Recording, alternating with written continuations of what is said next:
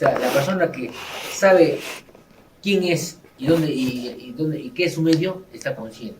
El que no tiene eso, pues no está no tiene ese estado de conciencia, ¿no? Entonces tiene dos componentes, el contenido y el estado de vigilia.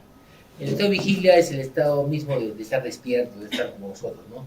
Y el contenido es todo lo del relleno, o sea, las funciones mediadas a nivel de la corteza cerebral que están las respuestas cognitivas y afectivas.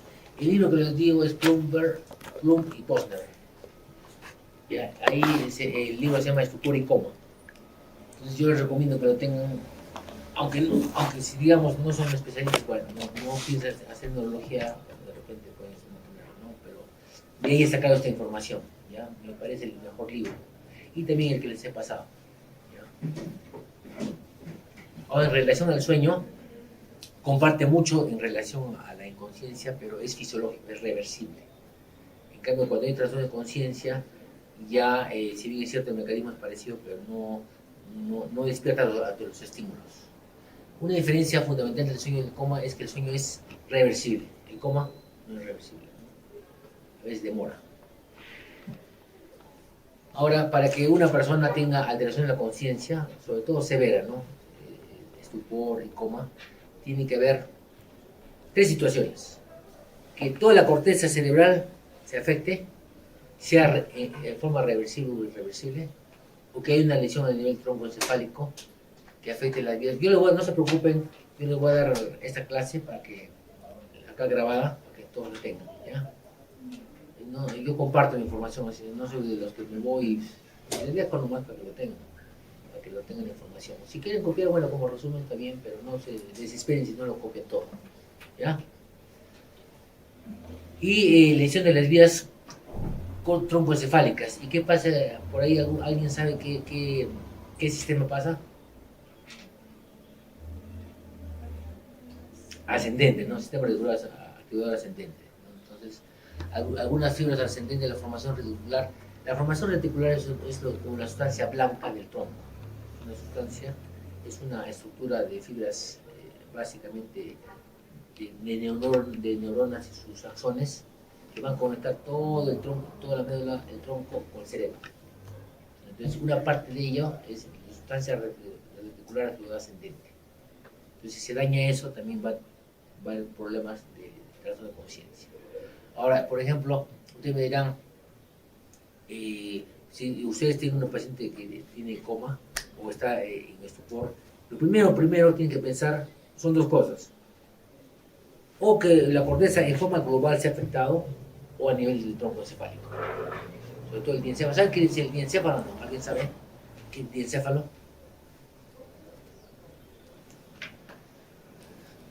Diencéfalo. Neuroanatomía. Ya es una parte profunda, medial, ¿no? En relación al tálamo. Se ubican, ¿no? Bueno, ahorita vamos a ver el neurográfico, ¿no? Pero yo les recomiendo también repasar neuroanatomía. Ahora que van a hacer neurología, repasen neuroanatomía. ¿Ustedes han hecho el curso virtual o así presencial? Ah, virtual. Virtual, bueno, ahí tienen una desventaja porque parte del conocimiento es ver la estructura, agarrarla, tocarla, ¿no? Bueno, pero todavía son jóvenes, entonces eso puede de alguna forma con una maqueta, ¿no? Suplir, ¿no? Pero repasen neuroanatomía, ¿ya? Entonces, hay dos situaciones si ustedes ven un paciente inconsciente, que la corteza en forma global se altere. Si, digamos, tiene una hemorragia en un lado, es bien difícil, salvo que sea grandota, y ahí desvía el tronco, ahí sí recién podría producir una lesión, digamos, aislada de un lado, coma, ¿no? Por ejemplo, una hematoma epidural. Si es chiquito no pasa nada, pero si es grandote, ahí sí desvía el tronco encefálico, entonces va a afectar la sustancia reticular activadora ascendente, entonces ahí puede producir trastorno de conciencia. Ahora, ya en forma más minuciosa, para producir estupor como un trastorno tiene que dañar o disminuir la función de las extensas en los hemisferios cerebrales o el sistema activador ascendente, incluida la región para en la parte alta del tronco encefálico. Básicamente, ustedes me dicen, doctor, todo el tronco, para que haya coma, todo el tronco tiene que afectarse. No, básicamente la parte alta. Mesencéfalo y la protuberancia superior. Si se afecta la protuberancia baja y bulbo, no produce coma. Ahora ustedes dirán, ¿por qué? ¿No? Pues justamente por encima de la protuberancia es donde está más todo el sistema de la reticular ascendente. Por eso no produce coma. Acá, mire, dicen, lesión del tronco encefálico puede ser muy grande sin causar coma si no afecta bilateralmente el sistema reticular ascendente. Un infarto extenso, por ejemplo, a nivel mesoputuberancial que no afecta a la protuberancia dorsolateral en un lado y deja intacto el mesencéfalo mediano, puede no alterar la conciencia. Lesiones a nivel protuberancial bajo y vulvar, aunque se trate de una hemorragia, no alteran la conciencia. Eso es importante que sepan. Porque si yo les digo, digamos una pregunta, una lesión en el tronco, pase, una lesión en el tronco cefálico, ¿produce necesariamente coma? ¿Sí o no? No. Entonces, ¿qué parte tiene que afectarse para que produzca coma? La parte básicamente alta, ¿no? O sea, protuberancia hacia arriba y mesencéfalo. Y hacia abajo, no. ¿Ya? Eso es muy importante que lo sepan, ¿ya? Acá está para recordar el tronco cefálico, la neuroanatomía. Entonces, el tronco cefálico es la parte del encéfalo que va a conectar la médula espinal con el encéfalo. ¿Y el encéfalo cuáles son las tres partes del encéfalo? Uno es cerebro, cerebelo y tronco cefálico. De ellas estamos hablando del tronco cefálico. ¿Ya no? O sea, son tres partes. ¿Bien? ¿Sí o no? Eso lo tienen que saber bien claro tenerlo, ¿no? Entonces, el encéfalo es cerebro, cerebelo y tronco. Estamos hablando de una parte que es el tronco cefálico, el encéfalo. Entonces, ese tronco cefálico va a conectar básicamente todas las fibras que suben y bajan desde la médula hacia el cerebro y viceversa, desde arriba para abajo. ¿Ya? Y dentro del tronco encefálico hay muchos núcleos. Miren, este es el tronco encefálico. Este es el mesencéfalo, la protuberancia y el bulbo raquídeo. Y tiene tres partes. Acá está el techo, que corresponde a la parte dorsal del mesencéfalo, el tegmento y la base. ¿Ya? Acá están cortes anatómicos. Esos son reales, ¿no? Entonces, ¿qué será esto? Aquí me dice. ¿Será bulbo raquídeo, protuberancia o mesencéfalo? ¿Qué me dice? Mesencéfalo. ¿Ah? Mesencéfalo. ¿Por qué mesencéfalo? Por, ¿Estás seguro? Estos son núcleos olivares. ¿Dónde serán los núcleos olivares? Estas son las pirámides vulvares. Entonces es bulbo raquídeo. ¿Esto qué será? Protuberancia. ¿Ven? Bueno, la anatomía es un poquito complicado, pero tienen que recordarlo. En este curso de neurología les aconsejo que les pasen neuroanatomía, para que entiendan mejor, ¿ya? Miren, entonces el cerebro es complicado, o sea, no es todo igualito. Miren, estos son diferentes cortes a nivel desde acá, del mesencéfalo, protuberancia y bulbo raquídeo es diferente. Porque en cada parte del tronco encefálico hay núcleos del pares craneales y por tanto irá una información diferente, ¿no? De acuerdo a dónde se dañe el tronco encefálico, va a afectarse una vía común par craneal. Por eso se llama síndromes alternos, ¿no? ¿Cuál es el síndrome alterno más frecuente? El más conocido, síndrome de Weber, ¿no? Que se afecta el tercer par, el núcleo del tercer par y la vía motora, ¿no? Miren, acá está la famosa sustancia reticular activada ascendente. Entonces, hay una estructura que se llama tálamo. Este tálamo es sumamente importante porque va a conectar toda la información de la médula tronco con el cerebro. Entonces, dentro de parte de la sustancia reticular está el sistema reticular ascendente que justamente está por atrás, por la parte dorsal. O sea, por el tegmento, ¿no? ¿Se acuerdan que les dije? Acá, el amarillito, por acá, ¿ya? Por acá. ¿Sí o no? ¿De acuerdo?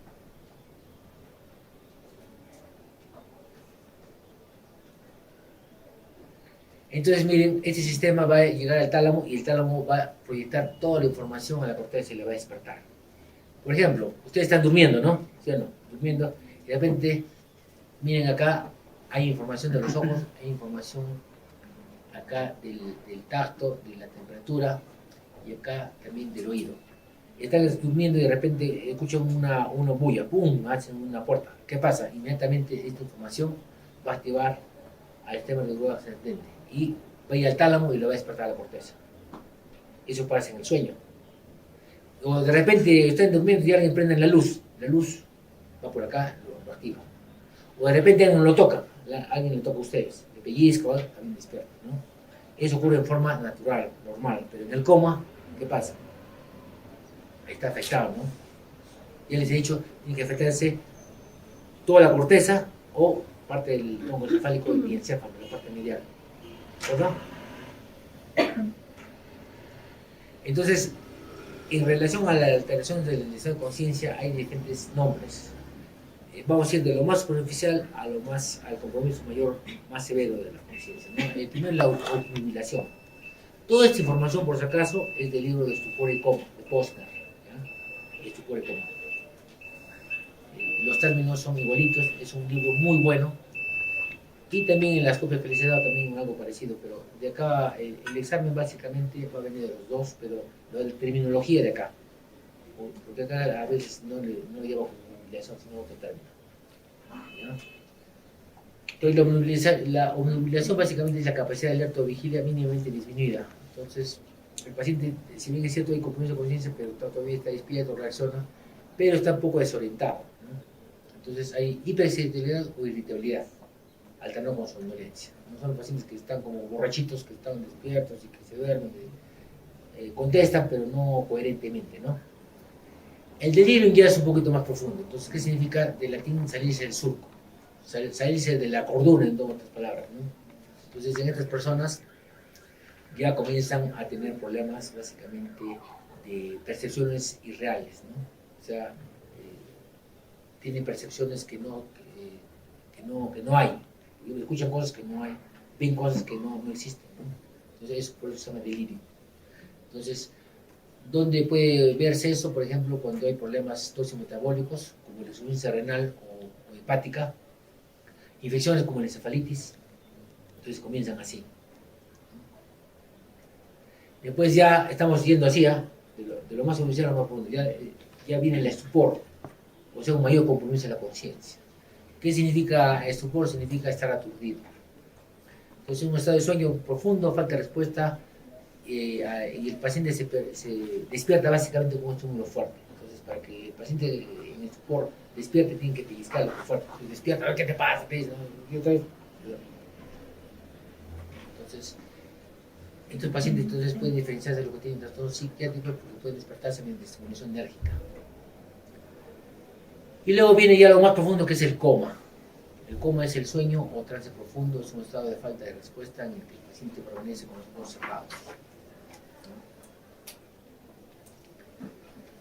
Y básicamente tiene un estímulo fuerte e intenso, puede tener cierto tipo de respuesta. Ahora, desde el punto de vista de Glasgow, todo Glasgow, ¿saben el escala de Glasgow o no? ¿Saben? La escala de Glasgow es una escala que permite ver 3 parámetros cuyo puntaje es 15 máximo y 3 es el mínimo. Y el coma es cuando tienen 8 o menos, ¿ya? O sea, no necesariamente el paciente comatoso es aquel que está, pues, que no responde, ¿no? Sino que hay ciertos patrones de respuesta, ¿ya? Y las respuestas pueden ser motoras apropiadas o inapropiadas, como les voy a decir. Entonces, ¿qué significa coma? Sueño o trance profundo. Es falta de respuesta en el paciente que permanece con los ojos cerrados y no puede ser despertado para responder adecuadamente. O si va a despertar un ratito es como ante una estimulación enérgica. Después vamos a hablar más sobre el coma, ¿ya? Sobre las respuestas. Entonces vamos a hablar del síndrome de cautiverio. Entonces es otro síndrome también muy importante que ustedes tienen que saber. Es un estado en que básicamente va a haber un daño a nivel del tegmento mesencefálico. ¿Saben la parte del tegmento es adelante o atrás del tronco? ¿Se acuerdan que les dije? El grafiquito, acuérdense el grafiquito. ¿El tegmento está hacia adelante o atrás? ¿El amarillito? Atrás. ¿Sí o no? Entonces la causa más fuerte es una lesión en la base del tegmento mesencefálico que interrumpe el control cortical descendente de las funciones motoras. ¿De acuerdo?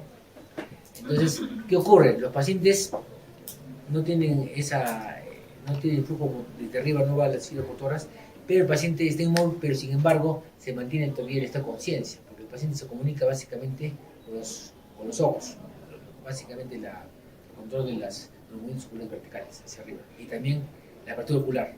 Entonces usted le dice, ¿me entiendes? Entonces dime si me entiendes, cierra 2 veces los ojos. Entonces hacen como una clave para comunicarse, ¿no? Entonces estos pacientes tienen que saber muy bien que están en ese estado, porque imagínense, se dan cuenta de todo, y si los tratan mal, los maltratan, ¿cuántos van a sufrir esos pobres pacientes, ¿no? Por eso es importante hacer el examen y siempre tratar de que le responda el paciente, ¿no? Entonces, señor, ¿me entiende? Si me entiende, cierro 2 veces los ojos. Uy, entonces sí, maravilla. Entonces, hay comunicación. Entonces, hay un síndrome de cautiverio. Porque está cautivo dentro de su cuerpo. No se mueve nada, pero solo se comunica. ¿Ya? ¿Me han entendido, no? Entonces, todo está entonces en la neuroanatomía, como le digo.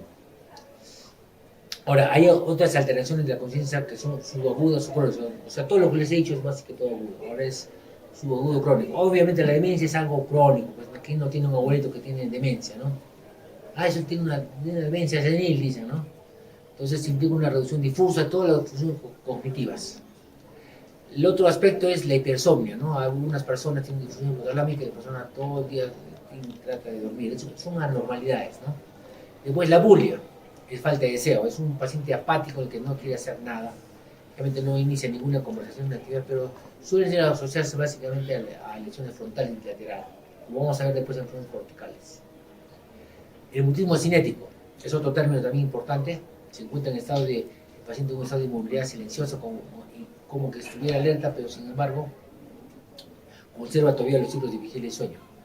Y no hay signos externamente de actividad mental ni motora. O sea, el paciente está como que estuviera en coma, pero sin embargo tiene estado de alerta, como que estuviera despierto, ¿no?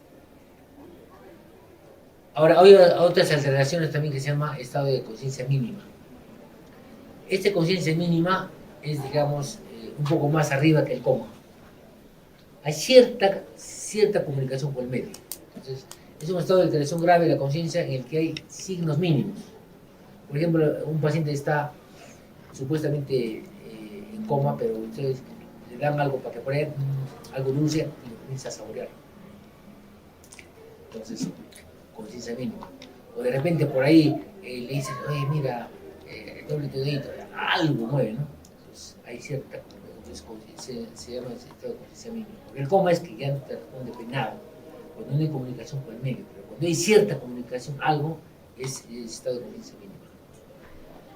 Y el estado vegetativo es igual que el coma, igualito, no responde nada, sin embargo, cuando pasa de los 30 días, entonces ya, cuando el paciente permanece en coma más de 30 días, entonces ahí ya se le dice, está en estado vegetativo. No sé, están los alumnos que han estado conmigo, ¿sí? ¿Quiénes son? A ustedes, ¿no?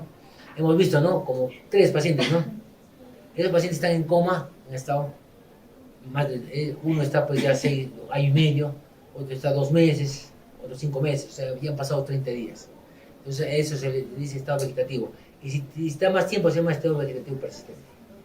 ¿No? Ahora miren, jóvenes, cuando se examina al paciente en coma, hay respuestas que son apropiadas y otras inapropiadas. Lo apropiado es que el paciente, cuando usted le pellizca, por ejemplo, la tetilla o algo fuerte, inmediatamente trata de defenderse, ¿sí o no? Lo apropiado es que le agarran la mano, o si no, retire, ¿no? Entonces, eso es la respuesta apropiada. Las inapropiadas, ¿cuáles son? La rigidez de descerebración y decorticación. Entonces, ¿qué quiere decir? Que hay más daño estructural, más daño. Siempre cuando aparezca la rigidez de descerebración y decorticación, piensen más daño, el daño más grave del cerebro del tronco cefálico. ¿Ya? O sea, y por eso con el escala de Glasgow ustedes van a ver, tienen puntuación bien baja. Cuando tienen eso, tienen grado 4 o grado 5. ¿De acuerdo? Entonces, ¿cuál es la rigidez de corticación? Entonces, ustedes les toman al paciente, entonces estira las piernas así y se va así. Acuérdense de decorticación del corazón, se va al corazón. Acuérdense, la mnemotecnia. Decorticación, corazón, se va al corazón así. Así. ¿Ya? Entonces, ¿cuál es la explicación anatómica? Hay una lesión debajo de los músculos continuos. acá está los núcleos continuos, ¿no? De acá para acá. Entonces se debe a una lesión a nivel de los hemisferios cerebrales. Predomina básicamente los núcleos vulgares son los inhibidores y lesión por debajo de los núcleos continuos. ¿Cómo es? Así se va el corazón ahí. Así. ¿Ya? Bueno, pero los dos así. En cambio, cuando tratan de eso, cuando tratan de digamos, que no le pellizquen, se defienden, ¿no? Es esa respuesta organizada. Entonces, de corticación y de celebración son respuestas inapropiadas. ¿De acuerdo? Entonces, acá, como dicen, flexión de brazos, extensión de piernas. Los brazos están doblados hacia adentro y hacia el cuerpo, y las muñecas y los dedos están doblados y sostenidos sobre el pecho. Puede haber lesiones diencefálicas o hemisféricos. El tallo cerebral está conservado. La rigidez de celebración es algo más grave. Más grave. Entonces acá hay una lesión básicamente a nivel del mesencéfalo. Entonces los deja libres acá los núcleos vestibulares.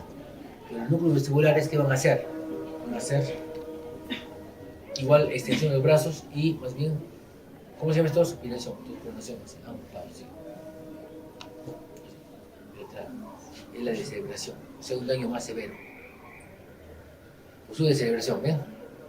Extensión de las piernas de los brazos implica daño de las vías motoras, aparecen lesiones de tallo cerebral. Básicamente, el mesencéfalo está dañado. Es la famosa escala de Glasgow. Tiene 3 parámetros: apertura ocular, respuesta verbal y respuesta motriz. Vayamos con la apertura ocular. Cuando es espontánea es 4, cuando es despierta la voz, oye, despierta, abre los ojos. Cuando al dolor nomás abren los ojos es 2, cuando ninguna respuesta es 1. La respuesta verbal, si hablan y habla, si está orientado es 5, si está confuso 4, si es inapropiada la respuesta 3, si emite solo los sonidos 2, y si ninguna respuesta es 1. La respuesta motriz, si obedece 6, si localiza, o sea, se localiza así el brazo, si retira es 4, si hace flexión, ¿qué será? ¿De corticación o de celebración? ¿Ah? De corticación, ¿sí o no? Flexión.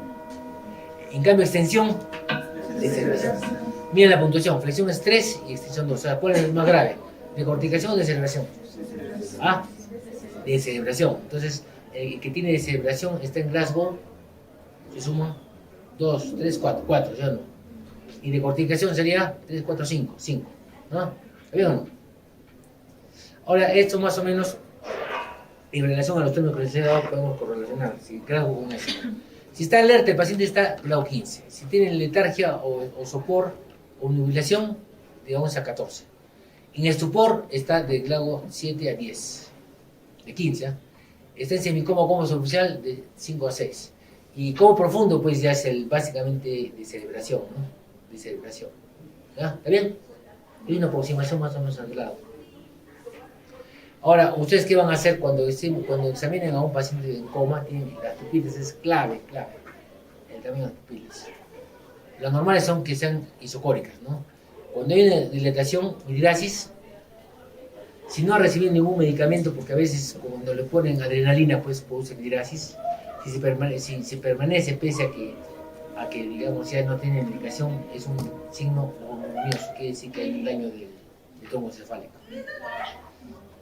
Si están más bien chiquititas, también puede ser, y no se recuperan, también daño a nivel de la protuberancia. Si hay una anisocoria, entonces puede decir que hay una lesión ocupante que está comprimiendo el tercer parteneal. Por ejemplo, un hematoma epidural. Un hematoma epidural produce coma y hay anisocoria, entonces quiere decir que está comprimiendo el tercer par por compresión del trombo. Inminencia de muerte, porque si no se opera se muere inmediatamente. Después también tiene que ver el patrón respiratorio. Como ven acá, entonces el patrón respiratorio son tipo, lo más común es el respiratorio de Shane-Tox, son signos así de taquipnea, respiración rápida y hay una pausa. Y otra vez, entonces, ¿dónde está la lesión? A nivel del diencéfalo ganglio basales. ¿Y qué es el diencéfalo? No me ha respondido.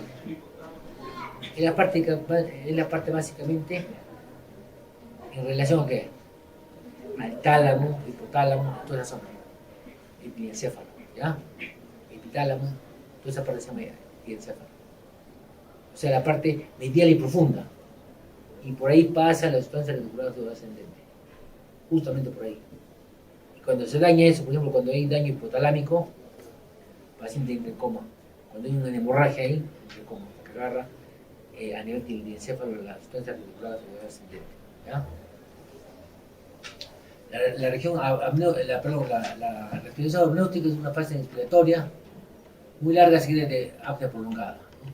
Es una lesión de la protuberancia. Atáxica, a nivel del bulbo raquídeo hay dos centros importantísimos: centro de la respiración y el cardio, control cardíaco, ¿no? Entonces, ¿qué ocurre? Cuando se daña el bulbo raquídeo, cuando se daña estos centros respiratorios y que controla el corazón, entonces produce paro cardíaco, paro cardiorrespiratorio. Por eso, lesiones a nivel del bulbo raquídeo a veces son mortales. Una hemorragia ahí masiva, muerte. Se afecta, pues no hay ya cómo respira la persona y tampoco el corazón, no hay quien le diga, oye, late, ¿no? ¿De acuerdo?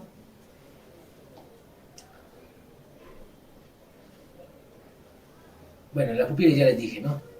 Ahora, hay otro síndrome muy importante de ustedes como cuando van así internos, es lo que más se ve en la emergencia, síndrome funcional agudo. Entonces, es un síndrome mental de base orgánica transitorio. Ojo, diferente al coma, semicoma, con lesión estructural. Entonces, lo más frecuente en emergencia es esto. Entonces, de repente ve un viejito que está todo confuso, de forma aguda. ¿Y qué pasa? Hay una afectación global de las funciones cognitivas, disminución del alertamiento con afectación primaria de la atención, el aumento de disminución de la actividad y básicamente alteración de ciclo vigilia sueño. El paciente tiende a dormirse. El comienzo es agudo y el curso es fluctuante. Una duración limitante a horas o semanas. Los síntomas incluyen déficit de atención, trastorno de pensamiento, trastornos perceptivos, alteración del ciclo vigilia de sueño. ¿Cuáles son las causas? Las más frecuentes son toxicometabólicas. Metabólicas, hipoglicemia, hiperglicemia, cuando el sodio está bajo, ¿cómo se llama cuando está bajo? Hiponatremia, hipernatremia. Lo más frecuente es esto, ¿no? Fármacos, drogas de abuso.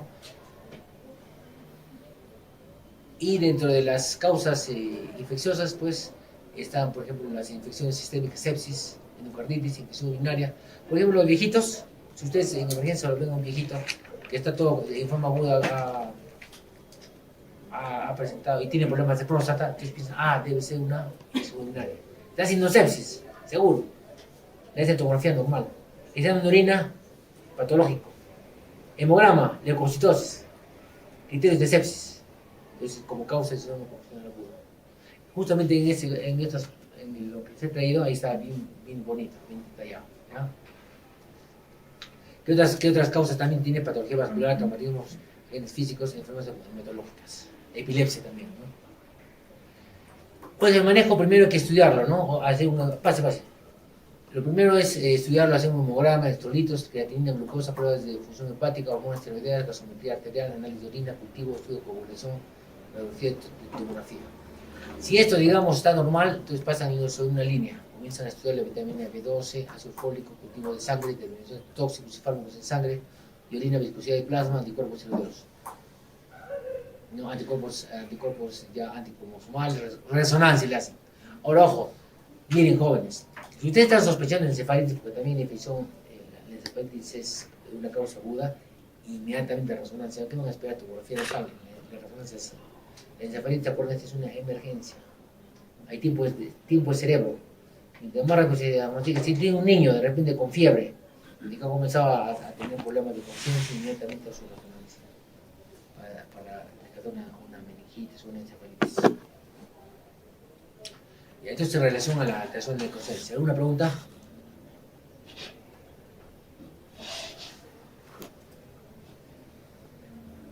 Bueno. ¿Está claro? ¿Sí? ¿Entendido? Ya. A ver. En la práctica clínica de los estados de conciencia, ¿cuáles se utilizan más? ¿No? Porque he visto que a veces varían. ¿Cuál, por ejemplo? Somnolencia, afectada a la somnolencia, creo que no. Claro, es la obnubilación. Obnubilación. Sí, obnubilación. ¿Cuál es el como que el alerta es más usado que en el hospital? Bueno, eso depende de la persona, pero miren, por ejemplo, los colegas básicamente a veces no lo ponen en escena, se ponen en coma. dice simplemente, bueno, está con grado 5, está con somnoliento, pone, ¿no? Pero digamos en un somnoliento, si quisiera catalogarlo, se hubiera podido nubilado, ¿no? Que alterna como somnolencia. Sería acá, una nubilación. Ahora, si ese paciente está que se duerme y encima ve cosas, por ejemplo, estoy viendo ahí imágenes, por ejemplo, moscas que están arriba, ¿no? Comienzan a gritar, es delirio. Si el paciente, por ejemplo, ustedes lo quieren despertar, está durmiendo, pero lo despiertan, lo estimulan así fuerte, despierta, pero después se duerme y está en estupor. ¿Ya? Digamos, en la práctica clínica a veces no se utiliza correctamente los términos de acá, ¿no? Porque esto es el más de la conciencia, este libro de Posner. Entonces yo creo que es mejor utilizar esto. O sea, de repente decir, el paciente tiene una nubilación, el paciente tiene delirio, está en estupor. ¿No? Y también pueden decirlo por Glasgow, también se les ha puesto como Glasgow, miren acá. Por ejemplo, acá miren, por ejemplo, ese paciente que usted me dice que está en sopor, estaría en letargia, acá en Glasgow 11 a 14.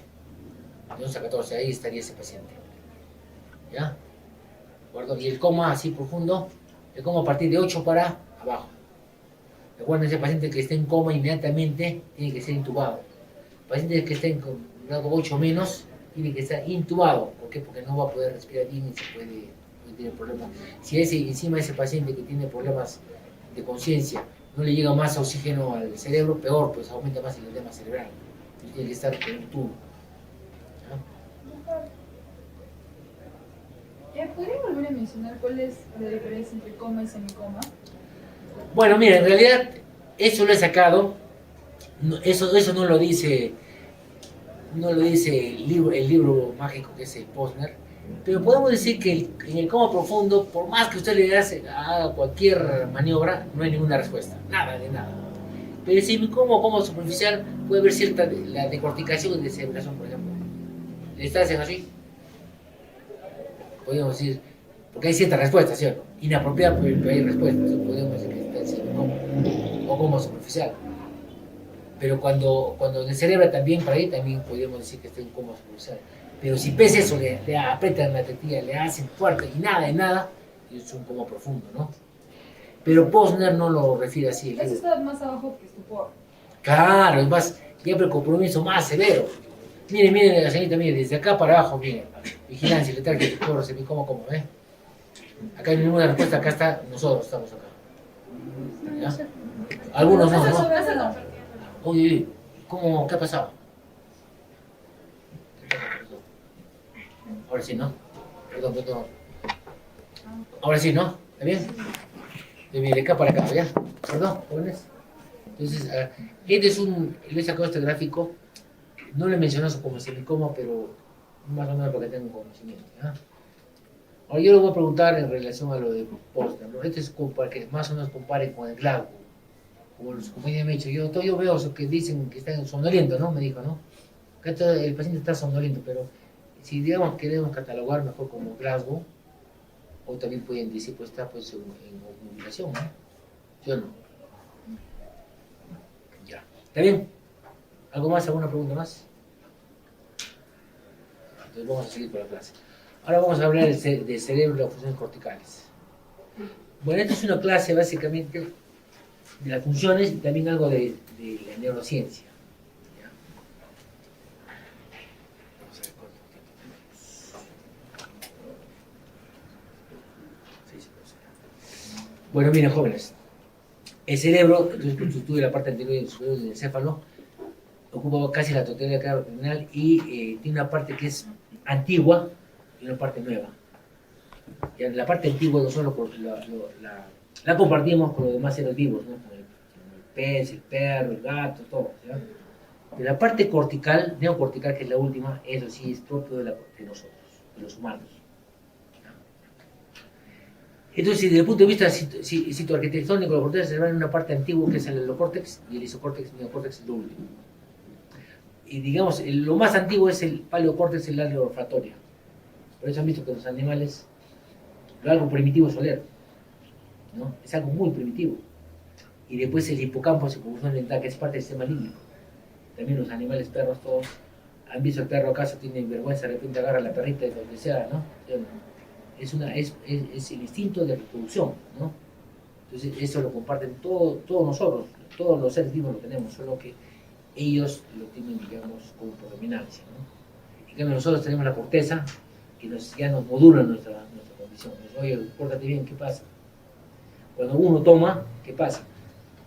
Eso se apaga y esto se activa. Por eso uno se desinhibe cuando está con sus traguitos. A veces hace cosas que no son buenas, ¿no? ¿Sí o no?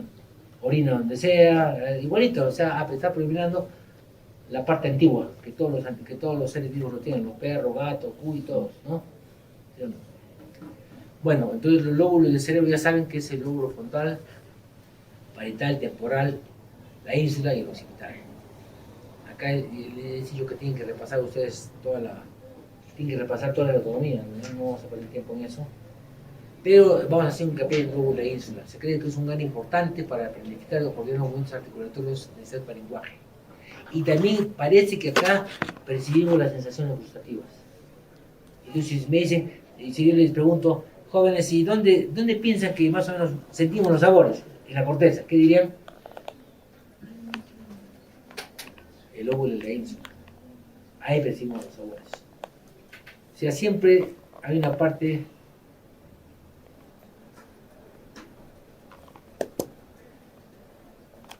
del cerebro que nos permite percibir, como lo van a ver, ¿ya? La visión, ya les voy a decir dónde, la audición, dónde, todo, ¿ya? La gustación, el lóbulo de la ínsula, que es una parte que está escondida entre el lóbulo frontal temporal, como lo ven acá, el lóbulo parietal y temporal, acá está. ¿No? Acá está escondido, hay que abrirlo, ¿no? ¿Acaso no se ve? Miren, acá está adentro, tenemos que abrir los labios para ver la corteza de la ínsula. ¿Lo guardaron de la ínsula o no? ¿Sí? ¿Ya? ¿De acuerdo?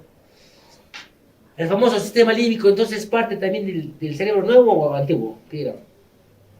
¿Nuevo o antiguo? Sistema límbico. Antiguo.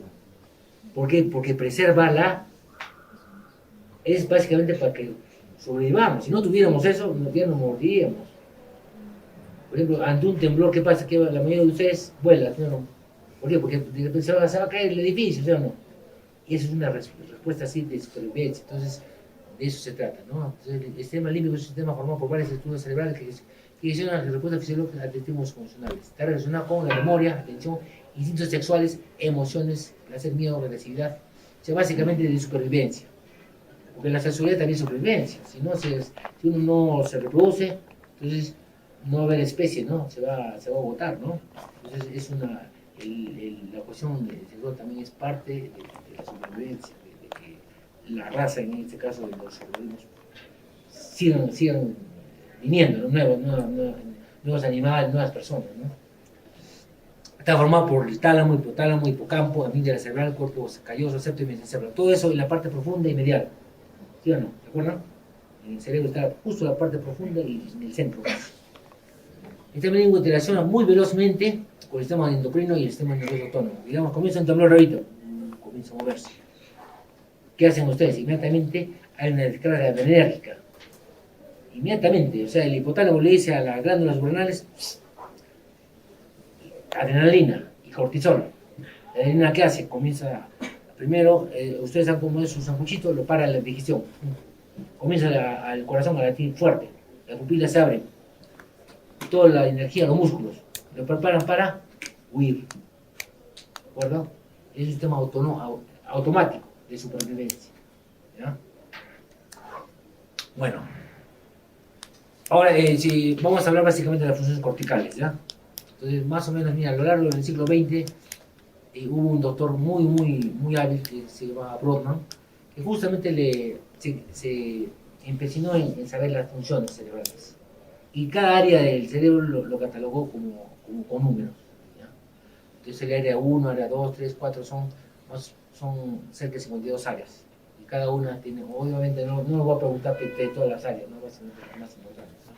Por ejemplo, la corteza motora, la corteza, el área 1, 3, 2, 1, la corteza sensitiva, 4, 5, la área premotora 6, la prefrontal 9, La 17 es la área visual primaria. Todo eso lo voy a dar, no se preocupen. Sobre todo la que negrita es la más importante. La 41, 42 es corteza auditiva primaria, corteza auditiva secundaria. Acuérdense, todo lo que sea primario, ¿qué significa, jóvenes? El área del cerebro que recibe la información. Sin masticar, así en bruto, en bruto. Cuando es secundaria ya la procesa. ¿De acuerdo? Por ejemplo, el área visual primaria es el área 17 acá. Entonces, por ejemplo, ustedes están en la pista. De repente van a cruzar y ven ahí una luz de un carro, ¿sí o no? El área 17 la percibió, pero el área 18 y 19 inmediatamente la relación dijo, no, esa luz es un carro, me puede atropellar. Para, ¿se da cuenta? El área secundaria entonces procesa la información. Es así en todo. ¿Ya? ¿De acuerdo? Acá se área de Brock, ¿no? Y vamos a comenzar ya con las funciones básicamente de cada lóbulo, el lóbulo frontal. Es el área de corteza localizada en la parte del cerebro. Entonces, desde el punto de vista de antigüedad, son los más nuevos. Y la diferencia con los animales. Nosotros hemos desarrollado el lóbulo frontal en estos últimos milenios y es lo que nos ha diferenciado de los animales. Entonces, ¿cuál es la función? Los lóbulos frontales son los encargados de tomar la información de todas las diversas y coordinarlas para actuar de forma conjunta. Y dentro de ello está el área precentral. Está situada en la circunvolución precentral, incluye la pared interior del surco central y la pared posterior de las circunvoluciones frontales superior y media inferior. Hay una ausencia, básicamente, hay muy pocas zonas piramidales. Está el área motora, primaria 4 de Brodmann y el área premotora. La motora primaria, entonces, básicamente va a ocuparse de. Ahí están las neuronas piramidales, y va a salir las piramidales. ¿Han escuchado la piramidal, no? Que va a controlar la motilidad. De ahí sale el área motora, el área 4 del Brodmann. Entonces es un área básicamente, desde el punto del movimiento, digamos, son tres sistemas que utilizan para el movimiento. Es el área motora, la corteza motora, está después los gánglios basales y después está el cerebelo. Entonces, lo más sofisticado, ¿cuál será? Lo más general, el que controla todo, de los tres sistemas, para el movimiento, los gánglios basales. El cerebelo, y el último, el chupe, el soldadito es el área motora. Es el que obedece nomás. El que planifica el movimiento es siempre los gánglios basales, ¿se ¿ya? ¿Verdad? No enseña el patrón de movimiento. Y ahí en el área motora hay un músculo, o sea, no toda la parte motora tiene igual función. Acá ven la cara y la mano tiene gran área, miren. Por eso tenemos movimientos rápidos. Y por eso tenemos muchos movimientos para los gestos, muy rápidos. ¿De acuerdo? Y sobre todo la mano, sobre todo la pinza, tiene básicamente es monosináptico, o tiene pocas sinapsis, por eso es rápido. Respuesta. ¿Se dan cuenta? No? En cambio, el codo, el hombro, demora más, ¿sí o no? Y gracias a esto, pues tenemos una respuesta rápida. De eso nos cae algo, ponemos nuestra mano acá, ¿no? Por eso, ¿no? También nos defiende en relación a lo que nos pasa algo, ¿no? Ese se llama un músculo de Penfield. Penfield fue un neurocirujano que comenzó a estudiar qué parte de la corteza motora se encarga de cada parte del cuerpo. Y él no eso. Por ejemplo, la parte de acá, la medial, acá está la cadera, para acá está la pierna. Por eso tiene poca representación. En cambio, miren la cara y la mano, miren, tremenda representación. ¿Visto? Ahora, la área premotora es una área ancha en su parte superior. Premotor, que significa que está adelante, ¿no? No tiene solo las primeras bits. Sin referencias del tálamo, corteza sensitiva, órganos basales, almacenan los programas de actividad motora como experiencia a las experiencias pasadas, ¿no? Acá está, por ejemplo, cuando aprenden a manejar bicicleta, todo esto, ¿no? Entonces, después de años comienzan a manejar la bicicleta, está la información acá, ¿no? Cuando se lesiona la corteza motora, pues va a dañarse, va a producir básicamente un daño motor en el lado contralateral. Si es derecho, será izquierda, si es izquierda, derecha. El área motora suplementaria, entonces se sitúa en la circunvolución frontal medial, delante del globo presental, da lugar al movimiento de las extremidades contralaterales.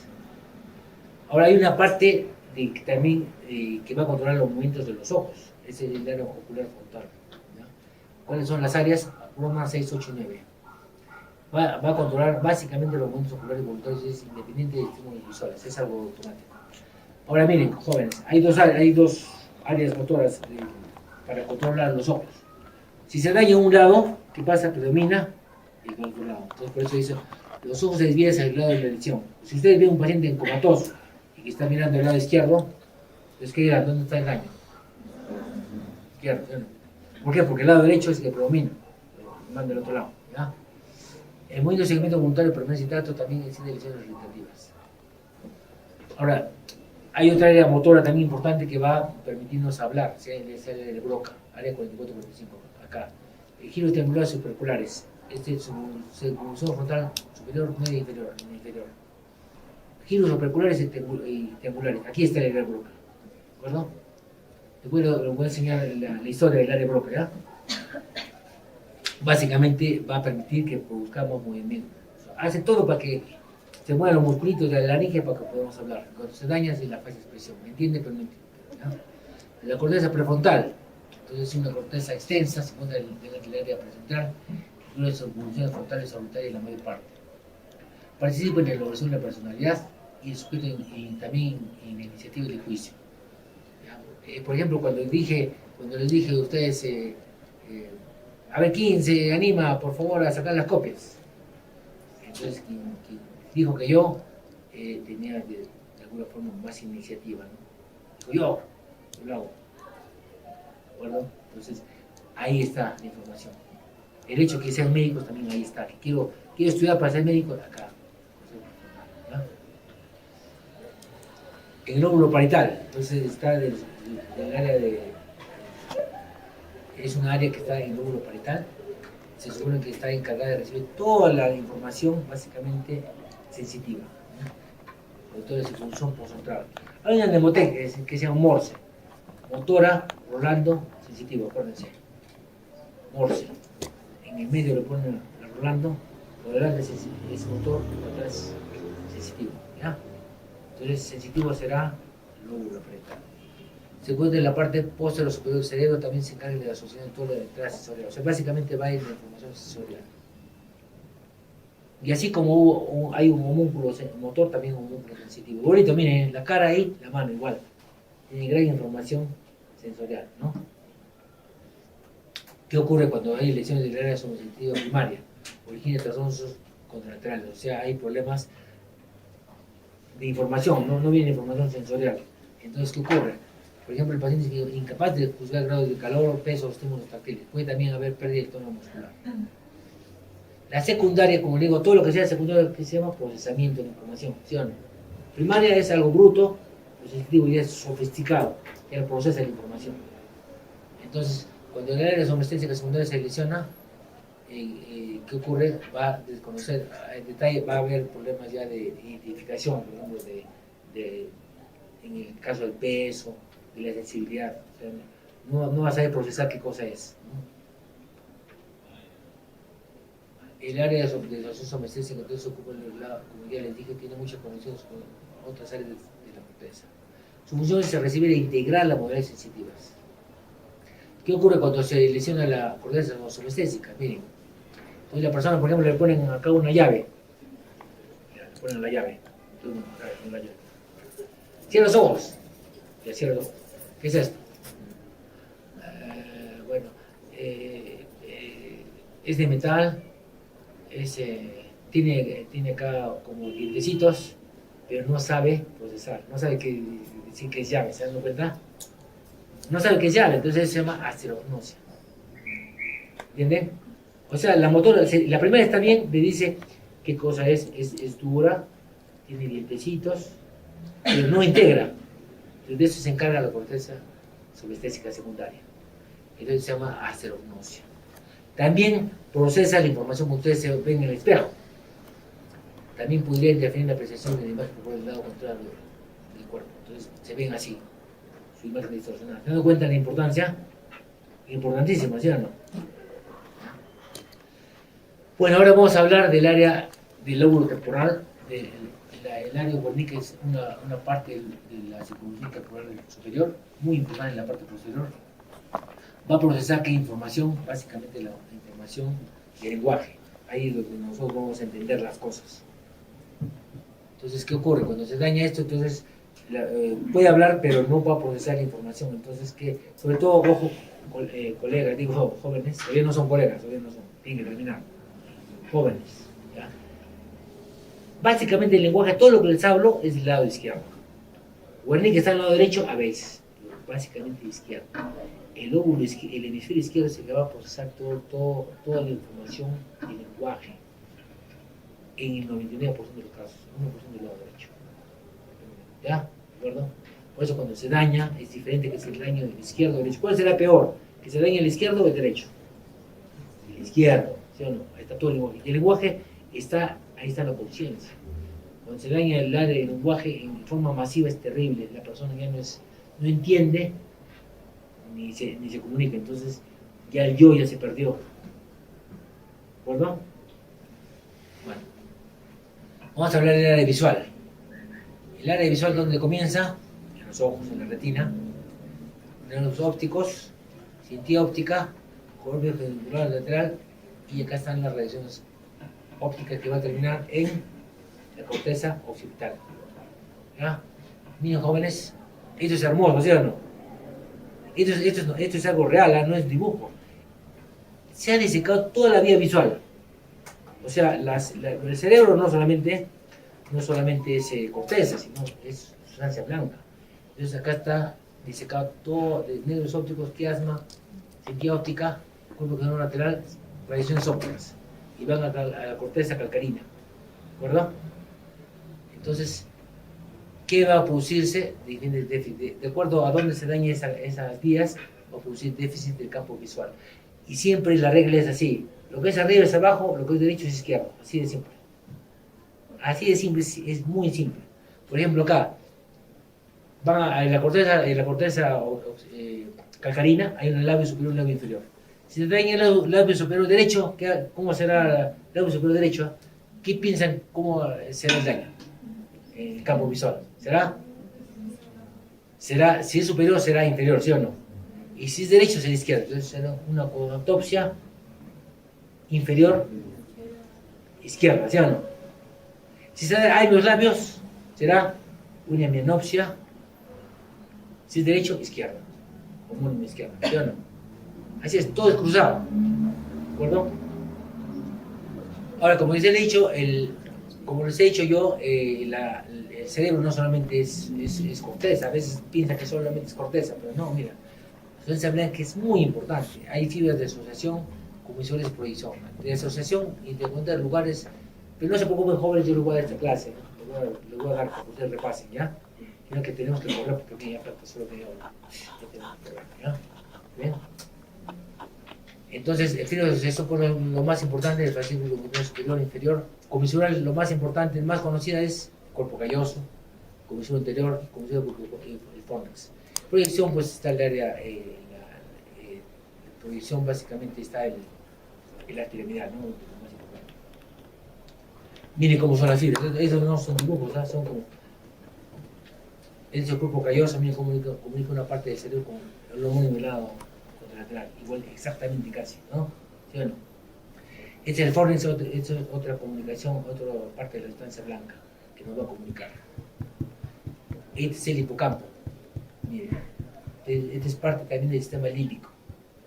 Entonces todo lo antiguo está hacia acá, hacia lo medial.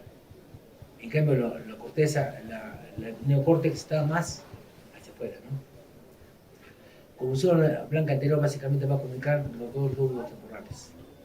Pero no se preocupen, eso no lo voy a tomar solamente como referencia anatómica, ¿ya jóvenes? No se asusten, ya los veo asustados. No, es para que sepan, ¿no? ¿Ya? Es un curso de neurología, no anatomía. Voy a preguntar lo básico de anatomía, ¿ya? Ahora, la cápsula interna tiene un brazo anterior, una rodilla y un brazo posterior. El brazo posterior está básicamente en la piramidal. Por eso, cuando se daña la cápsula, la porción posterior, la cápsula interna, hay un compromiso de la piramidal. Entonces habrá un déficit motor contralateral. ¿Ah? Y en la parte retrolenticular están todas las radiaciones visuales y auditivas. Estas también son fibras. Eso que les muestro, básicamente es dirección de fibras. ¿Ah? Y cada parte del cerebro tiene una parte de la memoria El neocórtex afectivo está acá, en esta corteza, en esta área límbica. Los conocimientos están en el paredo temporo-occipital y el prefrontal es el área volitiva, ¿no? Entonces, ¿qué ocurre?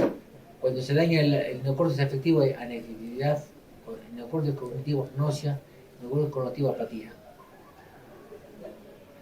Y yo les decía que el cerebro derecho es diferente del izquierdo, en la mayor parte de las personas. El derecho entonces no tiene relación con la conciencia, el izquierdo sí. Es casi no verbal, es musical. Por eso el sentido pictórico de forma es sintético, es holístico y geométrico espacial. O sea, todo lo que sea espacial lo va a manejar el hemisferio derecho. Todo lo que sea el lenguaje, el izquierdo. Entonces el izquierdo, como ya les dije, como tiene relación con el lenguaje, tiene relación con la conciencia. La persona que tiene un daño severo del lado izquierdo, entonces básicamente va a perder la conciencia, porque no va a poder comunicarse ni recibir tampoco información, ¿sí o no? El lenguaje, el área de Broca y Wernicke son claves para el lenguaje. Cuando se dañan, entonces en el lado izquierdo ahí hay problemas muy serios, como lo vamos a mostrar después, ¿no? Entonces tienen problemas verbales, esta relación con la ideación, este analítico. Bueno.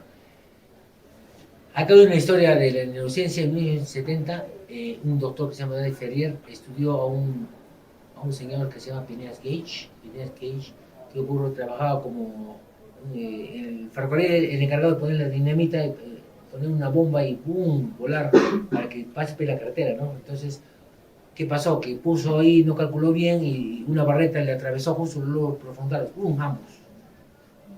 Entonces acá, así lo atravesó. Le dañó ambos lóbulos prefrontales.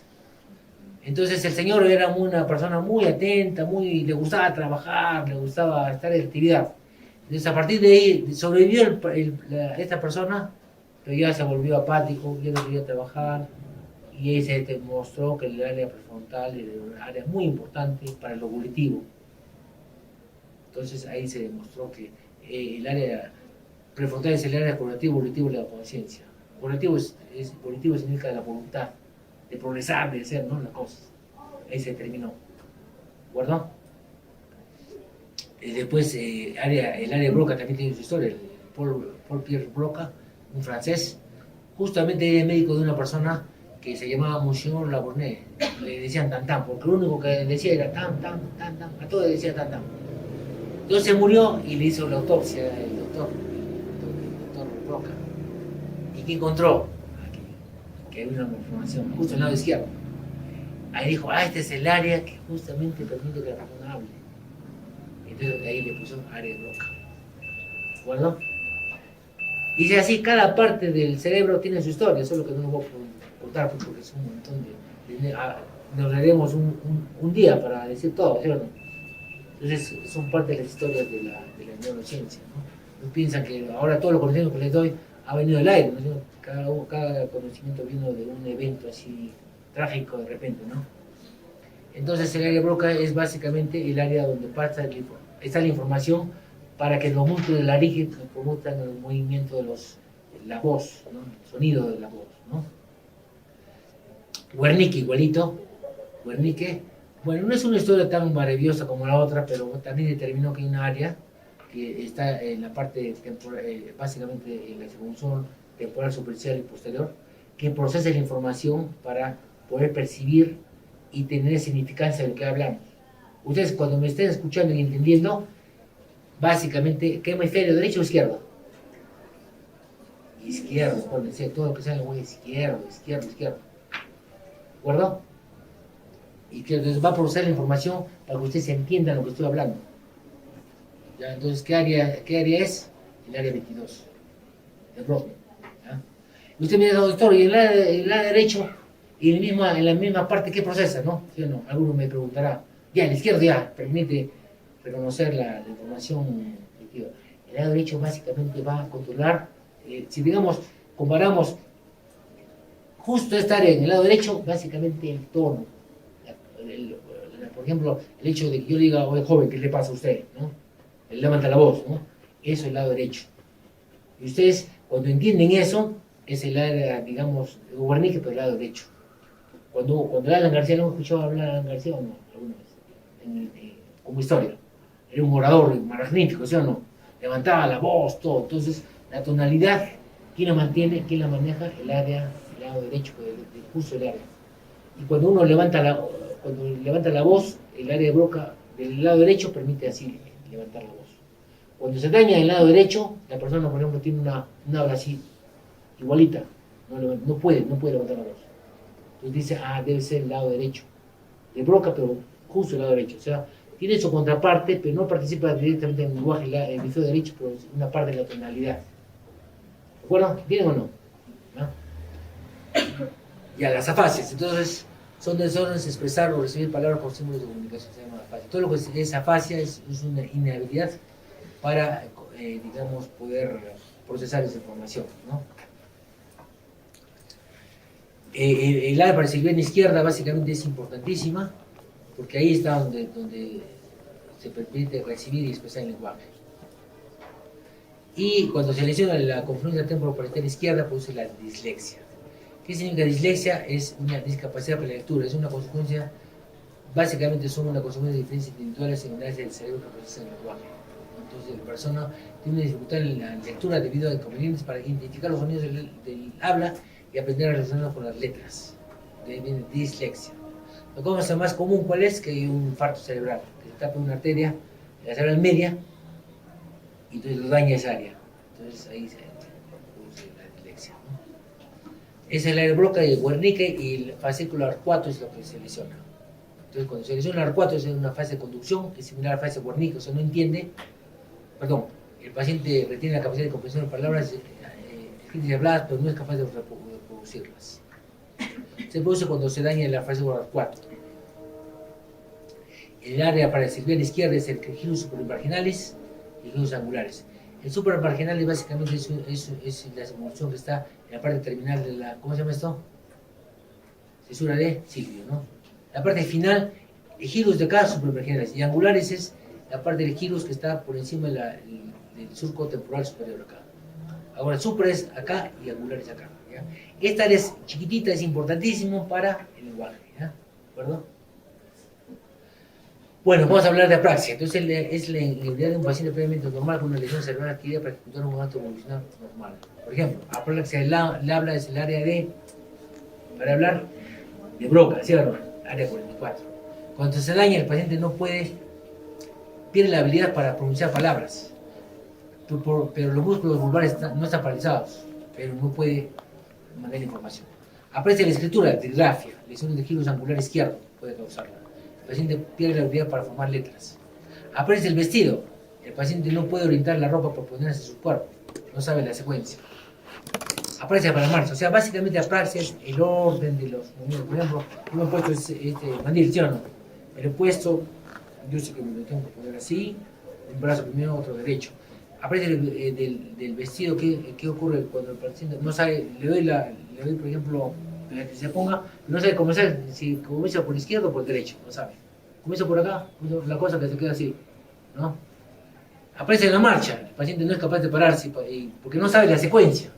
O sea, apraxia significa secuencia de movimientos para hacer algo. Entonces el paciente no sabe cómo comenzar. Comienza con derecho o izquierdo, entonces se queda ahí sentadito. No puede, tiene movimiento, ¿no? Puede mover las piernas, todo. Pero que cuando ocurre eso, por ejemplo, en la enfermedad de Alzheimer, también ocurre en la hidrocefalia presión normal. Entonces ahí se dañan fibras motoras, frontales sobre todo, que van a determinar la secuencia para poder caminar, ¿no?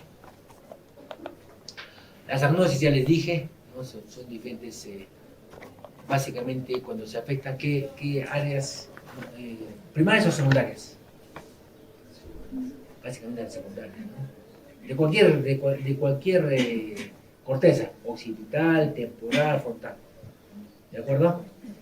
Entonces, la destrucción de corteza de asociación priva al individuo de sensación primaria, estos defectos se llaman agnosis.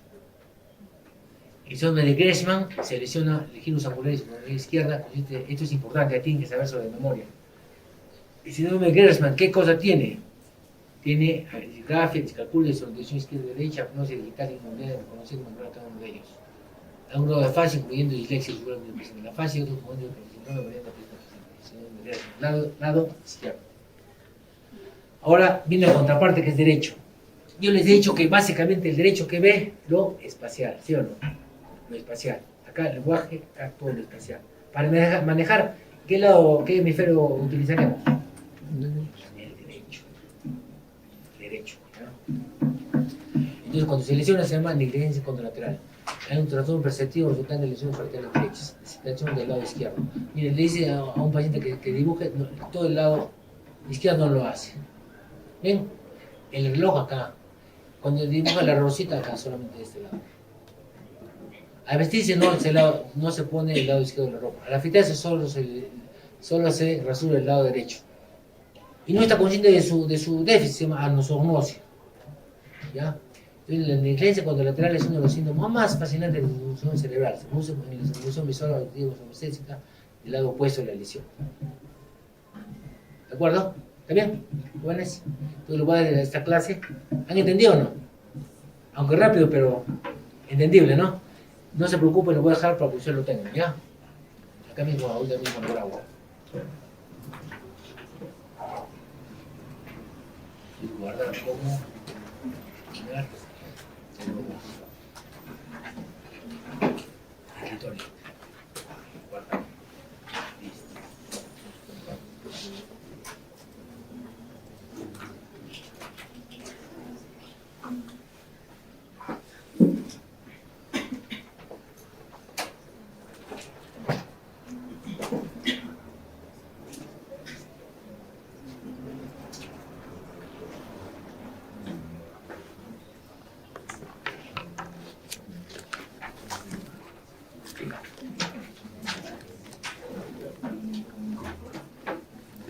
Ya están las dos clases, ¿ya?